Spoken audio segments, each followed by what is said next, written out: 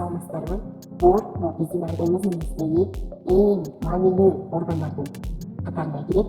Боордо H3 миллион клеткалар бар. Алар H500 биохимиялык процесстерди аткарат. Боор биздин фильтрибиз, тазалагыч десек болот. Буну баардыгыбыз билет. Негиз көпчүлүгү билет.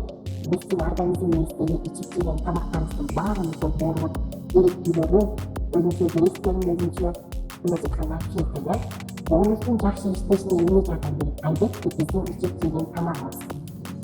Анда мен сиздерге атайын боорубуз сүзүп жакшы кабыл алган эң керектүү витаминдерди чогулттум. Андыктан видеоду аягына чейин көрүңүз. Абдан кызыктуу, пайдалуу жана даамдуу. Эптеген эмеси. Биздин боорубуз сүйгөн продуктлардын катарына кирген номер биринчи ол пеппа. Пеппа бул боорубуздан жашылча жемиштерди, кызыл цветтери жана оранжевый цветтери, жер жемиш болобу, жашылча жемиш болобу, кызыл жана оранжевый цветтери билетип, боорубуз жакшы кабыл алат. Анткени ошолордо витамин, пайдалуу, керектүү витаминдер көп. Пеппада өтө сейрек кездешүүчү С витамини бар. Бул витаминге биздин боорубуз үчүн өтө маанилүү. Пеппа организмибизге оор тамак бергенде аябай жардам берет жана аны жеңилдетет да. Кийин типи бул ламинария деп аталат. Ламинарияны бул морская капуста деп да атап коюшат. Бирок бул мындай бир чөп деп атасак болот да, чөп. Жашыл эмеге окшош, зелень деп коебузбу? Ошолорго окшош.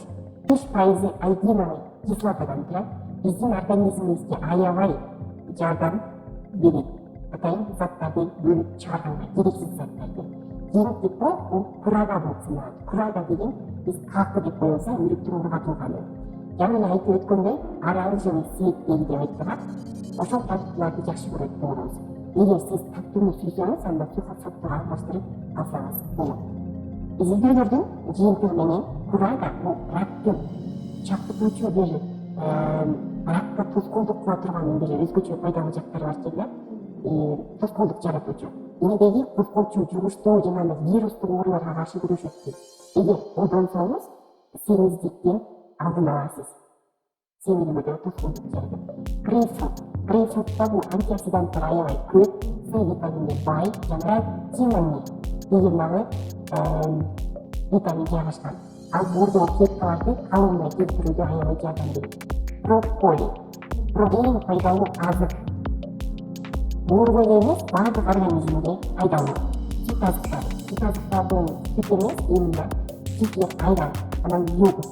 Йогурт кефирде биз таттуу ар кандай кошумчалар бар эмес, именно натуральный йогуртту, мисалы мишактын жасалган кефир, айранды колдонуш керек. Бирок магазинден жанагындай таттуулары бар, ар кандай кошумчалары бар болбойт. Ошондо натуральный йогурт, кефир, сүт азыктарынан эң активдүү болуп келе кызматтуу да. Боорго нагрузка болсо аны жеңилдетет. Микронутриенти деп аталат экен, бул витамин Ага. А витамини бай болуп саналат. Любой продукт эгер витамин А бай болсо, значит анда бул боорго пайдасы бар деп эсептей берсеңиз болот. Красный, кызыл дегенде биз кызылча, мисалы, перец, кызыл перец деп аталат болсок, оранжевый продуктлардын катарына сабиз, абрикос, витамин Е. Витамин Е антиоксидантка аябай бай. Витамин Эни кайдан алсак болот? Балыктан, өсүмдүк майынан, арек, фундуктардан алсак болот экен. Витамин Эни. Липофлавина деген витамин бар. Андан бул 2 деген витамин бар. Персиктен, амурттан алсак болот экен бул витамин. Омега 3 деп биз жирный кислота. Бул иммунитетке аябай көтөрөт, иммунитетти, нервный системага аябай жакшы. Жирная рыба, балыктан, семена чия, грецкий орехтен тапсак болот экен омега 3 жирный кислота. Буларды табыш үчүн атайын качественный магазиндерди караш керек. Этте жана шпинатты дагы болот.